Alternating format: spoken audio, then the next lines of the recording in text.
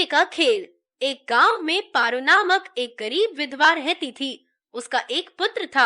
वह इतनी गरीब थी कि घर में 4 बर्तन भी ढंग के नहीं थे। लड़का अभी छोटा था। पारो ने बड़े प्यार से उसका नाम नसीब सिंह रखा था, मगर वह इतना बदनसीब था कि उसके पैदा होने के कुछ समय बाद ही एक बीमारी से उसके पिता की मृत्यु हो गई। पारो घरों में चौका बर्तन आदि करके उसे पाल रही थी। उसे पक्का विश्वास था कि नसीब सिंह बड़ा होकर उसके सारे संकट दूर कर देगा और उसका बुढ़ापा चैन से गुजरेगा। इसी आस में रात दिन मेहनत करके वह अपने बेटे को पाल रही थी। नसीब सिंह था तो छोटा, किंतु समझदार बहुत था। संयम और धीरज की उसमें कमी न थी। किसी भी बात को गहराई तक जानने की उसमें प्रबल उत्सुकता रहती थी। एक दिन उसने अपनी माँ से पूछा, माँ, हम इतने गरीब क्यों हैं? यह सब तो ईश्वर की मर्जी है बेटे। दुखी स्वर में पारो ने कहा, सब नसीब की बात है। मगर नसीब सिंह यह उत्तर पाकर संतुष्ट नहीं हुआ। वह बोला, ईश्वर की ऐसी मर्जी क्यों है बेटा? यह तो ईश्वर ही जाने। अगर ईश्वर ही जाने तो ठीक है, मैं ईश्वर से ही पूछूंगा कि हम इतने गरीब क्यों हैं। बताओ माँ, बताओ कि ईश्वर कहाँ मिलेगा? पारो तो वैसे ही परेशान रहती थी। अतः उसकी बातों से उकताकर उसने कह दिया, वह जंगलों में रहता है, लेकिन तुम वहाँ न जाना। लेकिन नसीब सिंह ने दिल ही दिल में उसी क्षण इरादा बना लिया कि वह ईश्वर को ढूंढेगा और पूछेगा कि आखिर हम इतने गरीब क्यों हैं। एक दिन वह जंगल की ओर चल दिया। जंगल घना और भयानक था।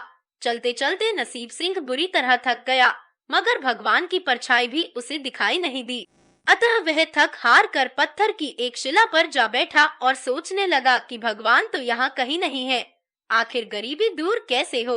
तभी संयोगवश मृत्यु लोक का भ्रमण करते करते शिव पार्वती उधर ही आ निकले। उन्होंने बच्चे को वहाँ बैठे देखा तो उन्हें बड़ा अचरज हुआ कि यह अबोध बालक इस बीहड़ जंगल में बैठा क्या कर रहा है। भगवान शिव ने बालक से पूछा, तुम कौन हो बालक, और इस जंगल में बैठे क्या कर रहे हो? मैं ईश्वर को ढूंढ रहा हूँ। ईश्वर को पार्वती चौंकी और पूछा, मगर क्यों? ईश्वर से तुम्हें क्या काम है? मैं उनसे पूछना चाहता हूँ कि हम इतने गरीब क्यों हैं? दूसरों की तरह हम पर भी भाग्य की कृपा क्यों नहीं है? निर्भीक सिंह ने निर्भीकता से उत्तर दिया। माँ पार्वती और भगवान शिव उस बच्चे का साहस देखकर बहुत प्रसन्न हुए। माँ पार्वती तो करुणा की सागर है।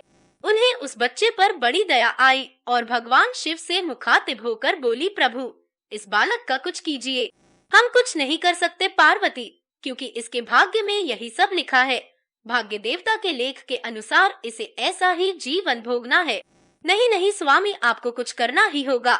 माँ पार्वती हट करने लगी।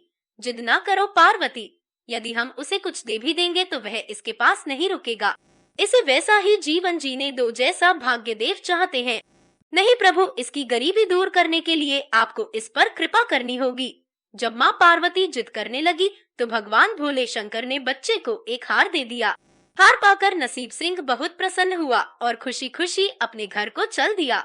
माँ पार्वती संतुष्ट थी कि उन्होंने एक अबोध बालक की मदद की और अब उसके दिन सुख से कटेंगे। लेकिन त्रिकालदर्शी भोले बाबा जानते थे कि यह हार उसके पास रहेगा ही नहीं। चलते चलते नसीब सिंह के पेट में अचानक दर्द उठा और वह शौच के लिए इधर उधर देखने लगा। उसने भगवान शिव का दिया हार पत्थर की एक शिला पर रख दिया और झाड़ियों के पीछे चला गया। तभी एक चील कहीं से उड़ती हुई आई और उस हार को उठाकर उड़ गई। अरे मेरा हार! सब कुछ भूलकर लड़का चील के पीछे भागा, मगर कब तक वह चील का पीछा करता, कैसे पकड़ता उसे। एकाध बार पत्थर उठाकर उसने चील को मारने की कोशिश की, किंतु चील अधिक ऊंचाई पर थी।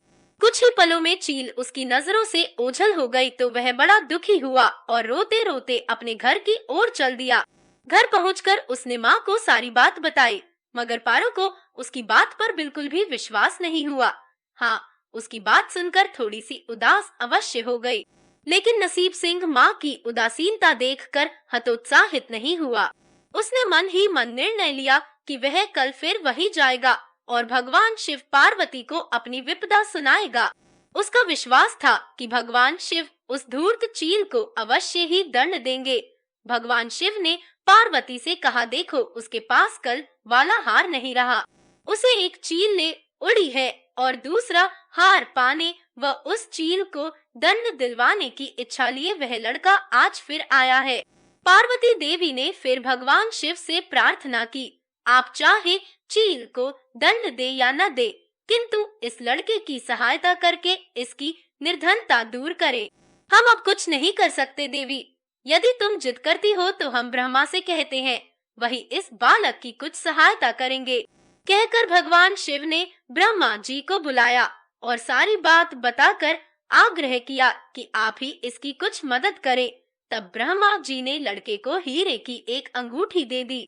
लड़के ने अंगूठी जेब में रखी और खुशी खुशी अपने घर चल दिया। उसने सोच लिया था कि वह अब एक पल के लिए भी अंगूठी को अपने से अलग नहीं करेगा। चलते चलते अचानक उसे प्यास लगी। वह सरोवर के किनारे पहुंचा और जैसे ही वह चुल्लू भरकर पानी पीने के लिए झुका, वैसे ही उसकी जेब से अंगूठी निकलकर पानी में जा गिरी और इससे पहले कि वह उठाता, एक मछली उसे निगल गई। नसीब सिंह फिर रोते रोते घर आया और माँ को सारी बात बताई। बेटा, जब तक भाग्य में नहीं है तब तक कोई भी चीज नहीं रुकेगी, माँ ने उसे दिलासा देते हुए कहा। जब भाग्य देवता खुश होंगे तो मिट्टी भी सोना बन जाएगी, मगर इस प्रकार किसी के देने से हमारी गरीबी दूर नहीं होगी। उसे समझाकर माँ अपने काम में लग गई। मगर नसीब सिंह भी हार मानने वाला नहीं था। उसने मन ही मन सोच लिया था कि वह कल फिर जाएगा। तीसरे दिन वह फिर जा पहुंचा। शिव और पार्वती उसका यह साहस देखकर बहुत खुश हुए। शिव जी ने इस बार ब्रह्मा जी के पास जाकर बात की कि वह लड़का तो बड़ा साहसी है, इसका कुछ उद्धार किया जाना चाहिए।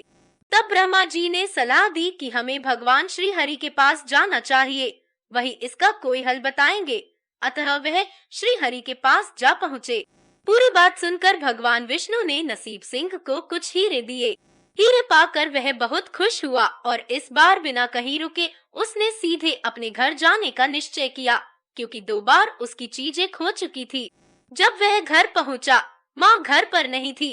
अतः नसीब सिंह ने हीरे एक लोटे में रखकर कोने में छिपा दिए और माँ को ढूंढने निकल पड़ा। वह मन ही मन सोचने लगा कि अब माँ को किसी के घर काम करने की क्या आवश्यकता है, अब तो वह भी अमीर बन गए हैं। उधर पीछे से चोर उसके घर में घुसे और जो भी सामान हाथ लगा लेकर भाग निकले। उस सामान में लोटा भी था जिसमें हीरे रखे थे। जब वह माँ के साथ वापस आया तो देखा कि हीरे गायब थे। इतना ही नहीं, घर का दूसरा सामान भी गायब था। अब तो उसकी माँ को बहुत गुस्सा आया। वह बोली, क्यों मुझे नई नई कहानियाँ सुनाकर पागल बनाता जा रहा है। सारा दिन आवारा की तरह इधर उधर भटकता रहता है और शाम को पिटाई के डर से कोई नई कहानी सुना देता है। माँ की डांट सुनकर लड़का रोने लगा। वह तो केवल वही जानता था कि जो कुछ भी उसने बताया था वह सत्य था। डांट खाकर लड़के की हिम्मत और बढ़ गई और अगले दिन वह फिर उसी स्थान पर जा पहुंचा। भगवान भोले शंकर सोचने लगे कि इस पर इतनी मुसीबतें पड़ी लेकिन इसने हिम्मत नहीं हारी। इससे वह बहुत प्रसन्न हुए और भाग्य देवी के पास जाकर बोले, यह लड़का बहुत ही साहसी, हिम्मती और धीरज वाला है। ऐसा व्यक्ति अभागा नहीं हो सकता, इसे कुछ दे दो। आज्ञा पाकर भाग्य की देवी ने नसीब सिंह को सोने का एक सिक्का दिया। सिक्का लेकर नसीब सिंह खुशी खुशी अपने घर को चल दिया। जब उसने घर जाकर वह सिक्का अपनी माँ को दिया तो उसकी माँ बहुत खुश हुई। अब क्योंकि उन पर भाग्य देवी की कृपा हो गई थी, अतः सारे काम ही अपने आप शुभ होने लगे। दूसरे दिन ही एक मछली वाला उसके गांव में मछली बेचने आया तो लड़के ने वही सिक्का देकर मछली खरीद ली। उसकी माँ ने मछली का पेट चीरा तो वह अंगूठी निकली जो ब्रह्मदेव ने उसे दी थी और जो उसकी जेब से तालाब में गिर गई थी। माँ ने अंगूठी संभाल कर रख ली और नसीब सिंह से बोली, जा बेटा जंगल से थोड़ी लकड़ियाँ ले आ, आज घर में ईंधन बिल्कुल नहीं है। लड़का कुल्हाड़ी लेकर जंगल की ओर चल दिया। वहाँ जाकर जिस पेड़ पर लकड़ी काटने के लिए चढ़ा, वहाँ उसी चील का घोंसला था जो उसका हार उठाकर ले गई थी। लड़के ने देखा कि चील कहीं आसपास नहीं थी। नसीब सिंह ने अपना हार उठा लिया और जो भी थोड़ी बहुत लकड़ियाँ पेड़ के आसपास पड़ी थी वही उठाकर घर की ओर चल दिया। माँ हार पाकर बहुत खुश हुई। अब तो देखते ही देखते उनके दिन बदल गए। घर में किसी चीज का अभाव नहीं रहा। फिर ईश्वर की कुछ ऐसी करनी हुई कि जो चोर उसके घर से हीरे चुरा कर ले गए थे उन्हें सपने में महादेव ने चेतावनी दी कि जो हीरे उस लड़के के घर से चुरा कर लाए थे वे तुरंत वापस कर दो, वरना तुम्हारा सर्वनाश कर दूंगा। चोर उसी दिन हीरे उसके घर पर दे गए और अपनी गलती के लिए माफी भी मांगी। इस प्रकार उस अभागे का भाग्य चमक उठा। अब उसके घर में किसी चीज की कमी न थी और उनकी गरीबी सदा के लिए समाप्त हो गई। जय श्री गणेश, जय माँ भवानी, हर हर महादेव।